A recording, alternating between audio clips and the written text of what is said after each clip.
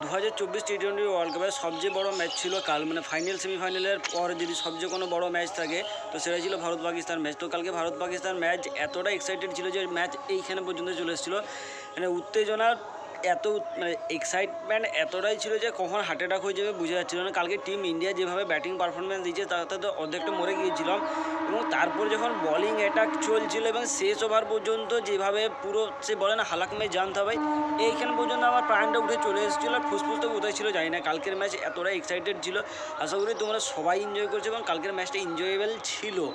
কালকে যেভাবে টিম ইন্ডিয়ার ব্যাটাররা মানে ব্যর্থ হয়েছিল ঠিক তার থেকে তত গুণ বেশি, মানে টিম ইন্ডিয়ার ব্যাটাররা যদি 1 গুণ ব্যর্থ হয় বোলাররা 10 গুণ সক্ষম ছিল কালকের ম্যাচ জেতানোর জন্য। তো কালকে পাকিস্তান টসে জিতে বল করার সিদ্ধান্ত নেয় এবং কালকে যেভাবে টিম ইন্ডিয়ার প্রথম উইকেট বিরাট কোহলি রূপে পড়ে, দ্বিতীয় উইকেট রোহিত শর্মা রূপে পড়ে, তো দুবাই টি-20 ওয়ার্ল্ড কাপের কথা মনে পড়ে। সেখানে যেভাবে পাকিস্তান আমাদেরকে হারিয়েছিল, আমরা সেখানেও সম্ভবত 120 কিংবা 26 রান করেছিলাম, যেটা পাকিস্তান 0 উইকেটে জিতে গিয়েছিল।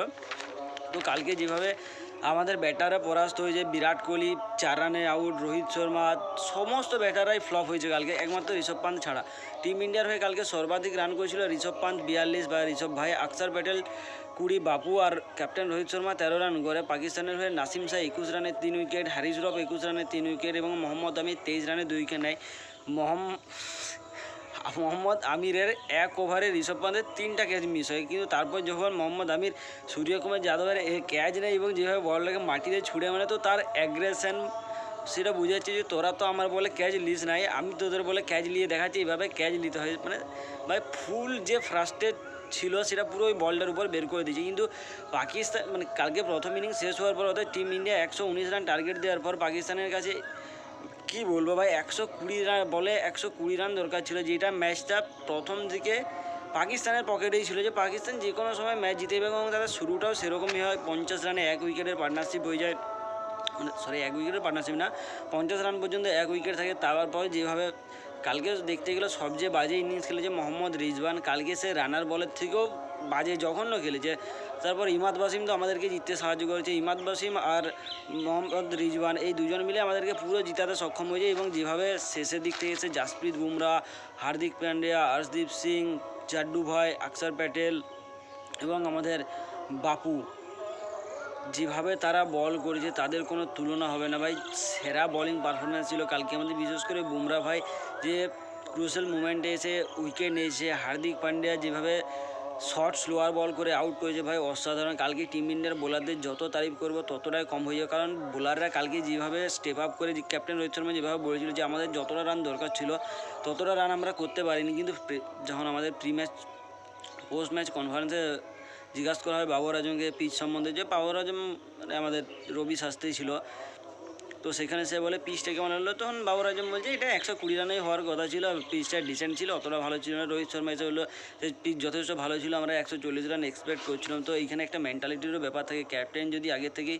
ভেঙে যায়। এবং কালকে বিশেষ করে যেভাবে বাবর আজম ক্যাচ তুলে দিয়েছিল সূর্যকুমার ঝুলিতে, তো ভাই বিশেষ কিছু বলার নেই। কালকে হর্ষদীপ সিং যেভাবে ক্যাচ নিয়েছিল এবং তাকে ভিলেন বানানো হয়েছিল যখন পাকিস্তান আমাদের কাছ থেকে ম্যাচ জিতে নিয়েছিল, এবং কালকের ম্যাচে সে হিরোই ছিল ভাই। কিন্তু বিশেষ করে নাসিম শাহ যেভাবে শেষের দিক থেকে 6 চার মেরে দিয়েছে তখন একটা মনে ভয় ভয় ছিল, কিন্তু আশা ছিল যে ম্যাচ জিতে যাবো আমরা।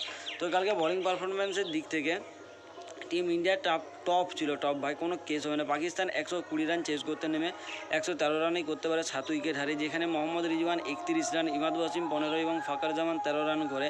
টিম ইন্ডিয়ার তরফ থেকে জাসপ্রীত বুমরা 14 রান দিয়ে 3 উইকেট, হার্দিক পান্ডিয়া 24 রান দিয়ে 2 উইকেট এবং অক্ষর প্যাটেল 11 রান দিয়ে 1 উইকেট নেয়। কালকের ম্যাচে প্লেয়ার অফ দ্য ম্যাচ হয় জাসপ্রীত বুমরা ভাই, জাস্টি জেসা কোই নেই, যে কথাটা চালু ছিল তো সেম ভাই সেম বুমরাস তো আছে আমাদের কাছে, যে আমাদেরকে ক্রুশিয়াল মুভমেন্টে এসে উইকেট দেয়। এবং কালকের ম্যাচ দেখে সত্যি কথা বলছি এইখানে পর্যন্ত প্রাণ বেরিয়ে চলে এসেছিলো, ফুসফুসের কোনো আতাপাতা থাকেনি যে ফুসফুস আছে না নাই। আশা করি তোমরা সবাইকারই সেম এক্সাইটমেন্ট ফিল হয়েছে, আবার বিরক্ত লেগেছে, কারণ টিম ইন্ডিয়ার ব্যাটিং থেকে ভাই ফার্স্ট্রেশন সবাইকারই হয়েছে, তোমার হোক বা আমার হোক বা অন্য কারোর হোক, ফার্স্ট্রেটেড সবাই হয়েছে। কিন্তু কালকের ম্যাচ টিম ইন্ডিয়া জিতে মন খুশি করে দিয়েছে। এবং